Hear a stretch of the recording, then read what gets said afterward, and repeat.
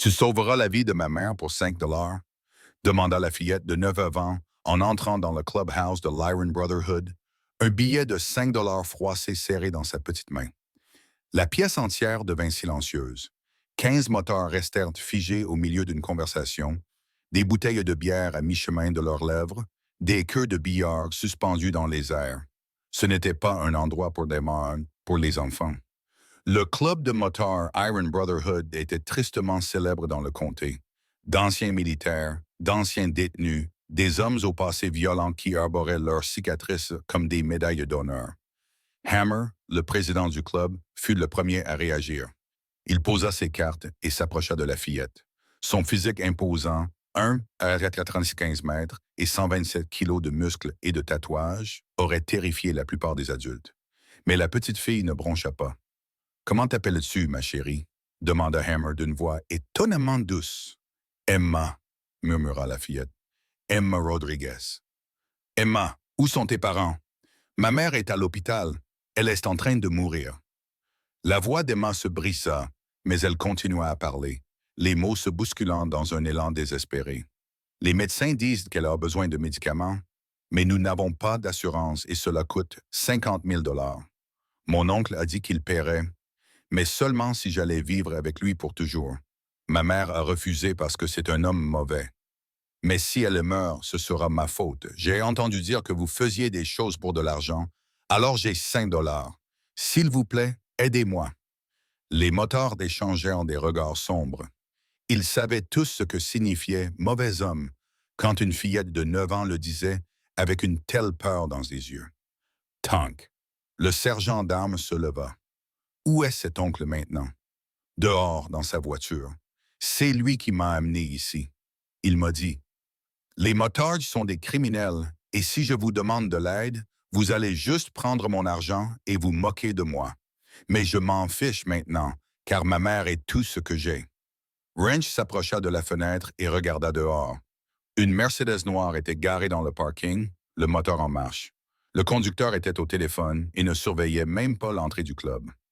Confiant, marmonna Wrench, ou stupide. Hammer s'agenouilla pour se mettre à la hauteur d'Emma. Son visage balafré, souvenir de Fallujah, faisait généralement pleurer les enfants. Mais Emma le regarda dans les yeux sans broncher. Ton oncle t'a amené ici, dans un bar de motards, au milieu de la nuit. Emma acquiesça. Il a dit qu'il voulait me donner une leçon. Que personne n'aide les gens gratuitement. Que le monde est cruel et que je dois le comprendre avant d'accepter de vivre avec lui. La température dans la pièce baissa de 10 degrés. Tous les hommes présents dans ce clubhouse comprenaient exactement quel genre de leçon l'oncle d'Emma comptait lui enseigner. « Dans quel hôpital se trouve ta mère? » demanda Hammer. « St. Mary's, chambre 304. Elle a un cancer. Stade 4. Les médecins disent que le nouveau médicament pourrait la sauver, mais il est cher et expérimental et l'assurance ne le couvre pas. » Doc, le médecin du club qui avait été infirmier de combat en Irak, sortit son téléphone. Je connais des gens à St. Mary's. Laissez-moi passer quelques coups de fil. Emma tendit son billet de 5 dollars avec des mains tremblantes. C'est tout ce que j'ai. Vous m'aiderez à sauver ma mère? Hammer regarda ce billet de 5 dollars, froissé et usé, probablement économisé sur son argent de poche pendant des semaines. Et quelque chose se serra dans sa poitrine. Il avait vu beaucoup de choses terribles dans sa vie. Des zones de guerre, des cours de prison, des rues où la violence était le langage de tous. Mais voir une fillette de 9 ans offrir ses derniers 5 dollars pour sauver sa mère mourante, tandis que son oncle prédateur attendait dehors, c'était différent. « Garde ton argent, Emma, » dit Hammer doucement. « Nous allons t'aider, mais nous devons d'abord parler à ton oncle. » Les yeux d'Emma s'écarquillèrent. Il va se fâcher.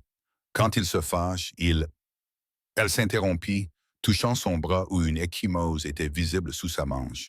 Les motards virent cette ecchymose. Ils virent qu'Emma s'était empêchée de finir sa phrase. Ils virent tout ce qu'ils avaient besoin de voir. « Reste ici, » ordonna Hammer en désignant Raven, la seule femme du club. « Raven va rester avec toi. Les autres, dehors. » Les 14 motards sortirent du clubhouse en formation. Le conducteur de la Mercedes leva enfin les yeux de son téléphone, son expression suffisante vacillant légèrement lorsqu'il réalisa qu'il était encerclé. Robert Chen sortit lentement de la voiture. Il avait la quarantaine, portait un costume coûteux, avait les cheveux parfaitement coiffés, le genre d'homme qui semblait respectable, digne de confiance, prospère. Messieurs, dit Robert avec un sourire qui n'atteignait pas ses yeux. Je suppose que ma nièce est arrivée à bon port. Votre nièce, dit Hammer d'une voix neutre. Ah, d'une voix neutre. Elle nous a offert 5 dollars pour sauver la vie de sa mère. Puis elle nous a dit des choses intéressantes à votre sujet. Le sourire de Robert se crispa. Emma a beaucoup d'imagination. Sa mère lui a rempli la tête de bêtises. J'essaie simplement d'aider ma famille dans une période difficile, en amenant une enfant de 9 ans dans un bar de moteur à minuit pour lui donner une leçon. Tank s'approcha, les bras croisés. Pour lui montrer la réalité, dit Robert d'une voix plus dure. Sa mère est en train de mourir. Quelqu'un doit en obtenir la garde. Je suis la seule famille qu'elle ait. Je propose de payer le traitement, mais il y a des conditions. Emma doit le comprendre. Quelles conditions? Demanda Wrench. C'est entre ma sœur et moi, répondit Robert. J'ai été patient, mais je ramène Emma à la maison. Nous avons des papiers à signer à l'hôpital. Emma ne va nulle part avec toi, dit Hammer. Le masque de Robert tomba. Son regard devint froid, calculateur. Tu t'immisces dans une affaire familiale. Je pourrais appeler la police immédiatement. Signaler qu'un gang de motards retient ma nièce en otage. Vas-y, dit Hammer. Appelle-les. On attendra. Robert sortit son téléphone, mais avant qu'il n'ait pu composer le numéro, Doc sortit du clubhouse, l'air sombre. Je viens de parler au Dr. Martinez de St. Mary's, annonça Doc. La mère d'Emma, Rosa Rodriguez, se bat contre un cancer du col de l'utérus depuis 2 ans. Son état s'est rapidement dégradé il y a 3 mois, après la mort de son mari dans un accident de chantier. Le traitement expérimental pourrait lui sauver la vie, mais il n'est pas couvert par l'assurance. Il coûte 50 000 dollars que je propose de payer, interrompit Robert. Si Emma vient vivre avec moi, c'est un échange équitable. Vraiment? Doc s'approcha. Parce que le Dr. Martinez a également mentionné quelque chose d'intéressant. Rosa Rodriguez refuse de signer les papiers de garde. Elle est terrifiée à l'idée que vous ayez accès à sa fille. Tellement terrifiée qu'elle préférerait mourir plutôt que de laisser Emma vivre avec vous. Le visage de Robert devint rouge. Ma sœur est délirante à cause des analgésiques. Elle n'a pas les idées claires. Ou alors elle a les idées très claires, dit Hammer. Assez claires pour savoir quel genre d'homme vous êtes. Vous ne savez rien de moi, grogna Robert. Ah bon? Hammer sortit son téléphone et montra l'écran à Robert. Isaiah Chen, c'est votre vrai nom. Vous l'avez changé pour Robert Chen il y a 5 ans, après avoir fait l'objet d'une enquête pour comportement inapproprié envers un mineur dans l'Oregon. Aucune accusation n'a été retenue, car la famille a accepté un accord à l'amiable. Vous avez ensuite déménagé en Californie. Vous avez changé de nom. Vous avez pris un nouveau départ, le visage de Robert pâlit. Comment avez-vous su que j'étais dans les forces spéciales? Dit Hammer calmement. Je sais comment trouver des choses, des personnes, des secrets, et je sais exactement qui vous êtes. Le parking était silencieux, à l'exception du bruit lointain de la circulation sur l'autoroute. Les 14 moteurs formèrent un demi-cercle autour de Robert Chen, lui coupant toute voie de fuite. « J'appelle la police », dit Robert d'une voix tremblante. « Maintenant, Non, dit Tank en s'avançant. « Tu ne le feras pas. Tu vas monter dans ta voiture, partir et ne plus jamais contacter Emma ou sa mère. Tu vas disparaître de leur vie pour toujours. Et si tu ne le fais pas, nous passerons quelques coups de fée. » Hammer dit. « À la famille de l'Oregon qui a accepté ton accord, aux autres familles que j'ai trouvées pendant mes recherches. 3 d'entre elles, dans 2 États différents, toutes avec des filles de l'âge d'Emma, toutes payées pour se taire. » Les mains de Robert tremblaient. « Vous bluffez. »« Mettez-moi à l'épreuve, » dit Hammer, « parce que si vous ne partez pas immédiatement, j'appelle l'inspectrice Sarah Morrison. Elle travaille à la brigade des crimes contre les enfants. C'est aussi la sœur de Tank. Elle adorerait vous parler de certaines affaires classées sans suite sur lesquelles elle travaille. »« C'est du chantage, » cracha Robert. « Non, » dit calmement Wrench. « Ce que tu as fait à la mère d'Emma, c'est du chantage. Lui proposer de lui sauver la vie à condition qu'elle livre sa fille à un prédateur. Ce que nous faisons, c'est rendre justice. » Robert regarda le cercle de motards autour de lui. Des hommes qui avaient connu le combat, fait de la prison, mené une vie difficile. Des hommes qui savaient exactement comment faire disparaître les problèmes. « Tu as 10 secondes pour monter dans ta voiture, » dit Hammer. « Ensuite, nous appellerons l'inspectrice. À toi de choisir. L'ego de Robert luttait contre son instinct de survie. La survie l'emporta. Il monta dans sa Mercedes sans un mot, les mains tremblantes sur les clés. Le moteur rugit et il quitta le parking en crissant des pneus. Les moteurs le regardèrent jusqu'à ce que ses feux arrière disparaissent dans la nuit. « Il reviendra », dit Tank. « Non, il ne reviendra pas », répondit Hammer. « Doc, tu as l'enregistrement. » Doc brandit son téléphone. Chaque mot, l'aveu d'une aide conditionnelle, les menaces, tout. De plus, j'ai des amis dans l'Oregon qui sont très intéressés par une conversation avec M. Chen. Bien. Hammer retourna vers le clubhouse. Maintenant, réfléchissons à la manière de sauver la mère d'Emma. À l'intérieur, Emma était assise au bar avec Raven, buvant un Shirley Temple que Raven lui avait préparé. Elle leva les yeux lorsque Hammer entra. « Mon oncle est parti? »« Il est parti », confirma Hammer, « et il ne reviendra pas. » Les épaules d'Emma s'affaissèrent de soulagement, puis son visage se décomposa. « Mais ma mère, les médicaments, je n'ai que 5 $. » « Et Emma, » dit Hammer doucement, « sais-tu ce que fait ce club? » Elle secoua la tête. « Nous protégeons les gens, c'est notre code. Les femmes, les enfants, les personnes qui ne peuvent pas se protéger elles-mêmes. Ton oncle t'a amené ici en pensant que nous allions te rire au nez, te prendre ton argent, te prouver que le monde est cruel. » Il s'agenouilla à côté d'elle. Mais il avait tort. Le monde peut être cruel, mais il peut aussi être bienveillant. Il peut aussi être plein de gens qui se soucient des autres. Tank sortit son téléphone. Il passa quelques coups de fil. « Nous avons des frères dans d'autres sections. Voyons ce que nous pouvons récolter. J'appelle l'administration des anciens combattants, » dit Doc. « Nous avons des réseaux de soutien aux anciens combattants, des contacts pour collecter des fonds médicaux. » Wrench ouvrit son ordinateur portable et créa une page de financement participatif. La confrérie de fer sauve une mère mourante. Cela va devenir viral en quelques heures. Raven serra la main d'Emma. « Ma chérie, tu es venue au bon endroit. Nous allons sauver ta mère. Je te le promets. » Au cours des 3 heures qui suivirent, le clubhouse se transforma en salle de crise. Les téléphones sonnaient sans arrêt. Des moteurs de 5 sections différentes s'engagèrent à verser de l'argent. Des organisations d'anciens combattants apportèrent leur contribution. La page de financement participatif explosa de dons après que Wrench l'eut partagé sur les réseaux sociaux. À 3 heures du matin, ils avaient récolté 30 000 $. À l'aube, ils atteignirent les 50 000 $.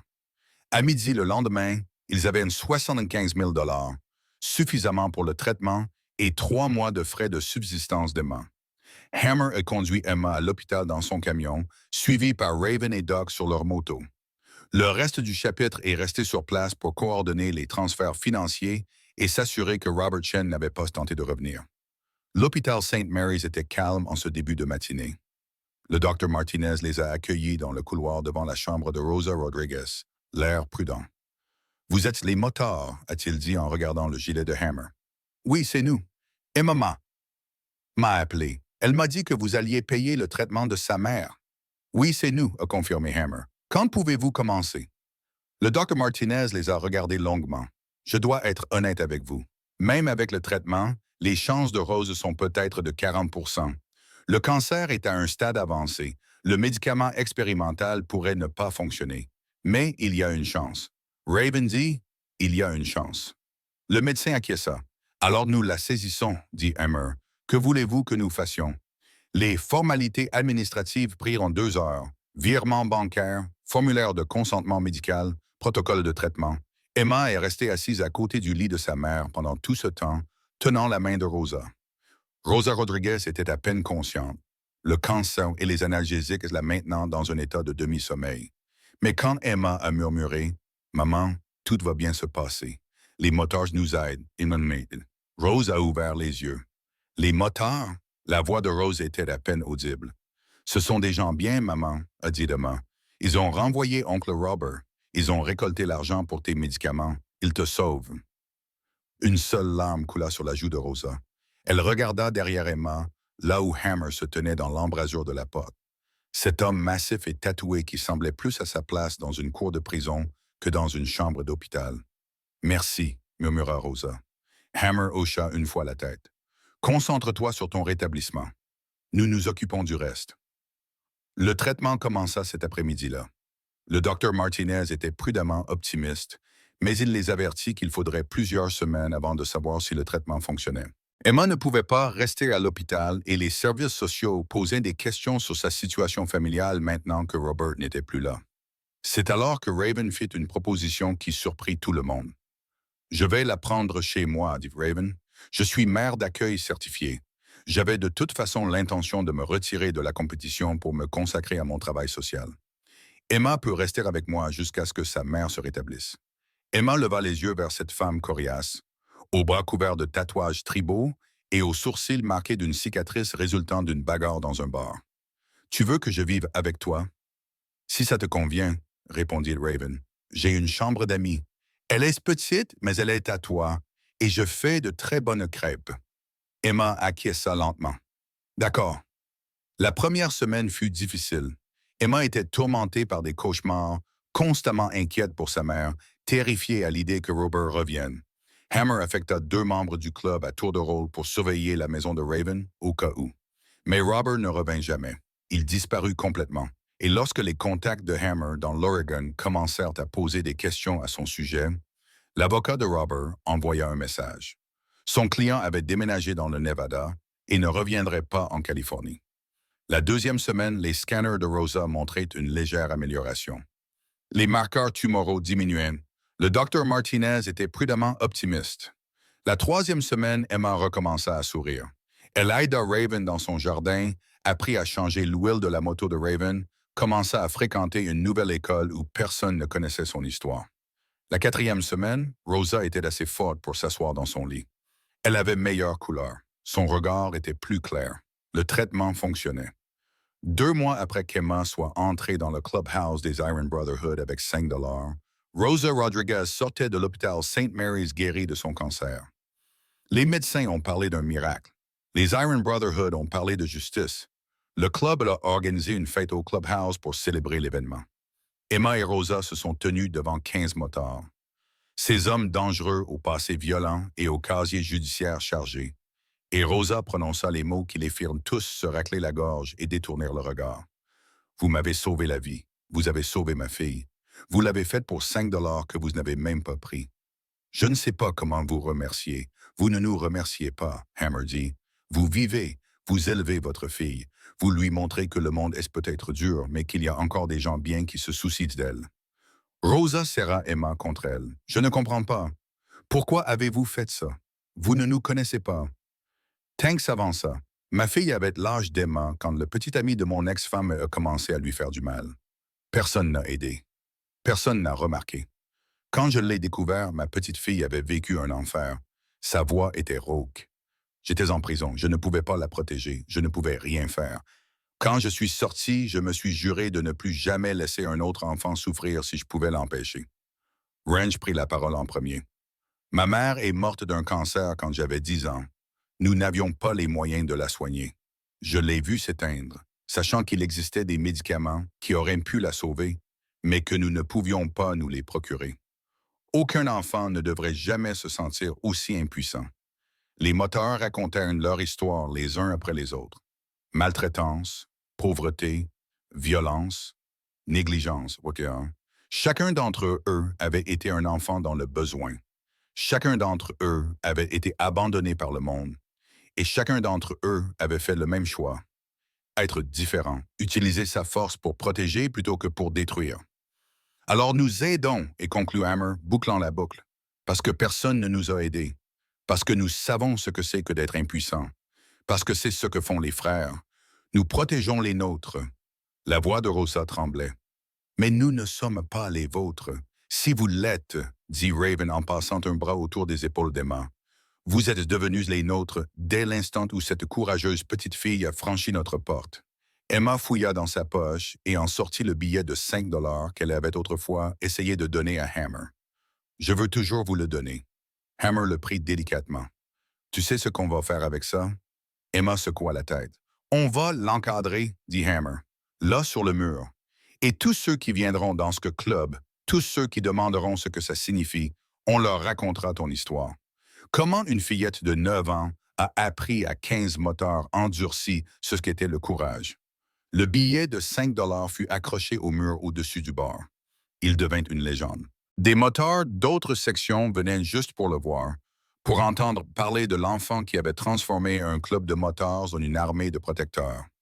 Mais l'histoire ne s'arrête pas là. 3 mois après le rétablissement de Rose, une jeune femme entra dans le club avec un œil au beurre noir et une lèvre fendue.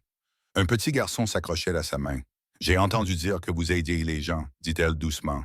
« J'ai entendu parler d'Emma. J'ai besoin d'aide. »« Mon petit ami, il dit non plus », dit Hammer. « Raven, fais examiner la femme et l'enfant. Tank, trouve un refuge pour ce soir. Je n'ai pas d'argent, pleura-t-elle. Je ne peux pas vous payer. » Hammer désigna le cadre accroché au mur. « Vous voyez ça? C'est le prix à payer. Le courage. » La nouvelle se répandait. Au cours de l'année suivante, l'Iron Brotherhood aida 12 autres familles.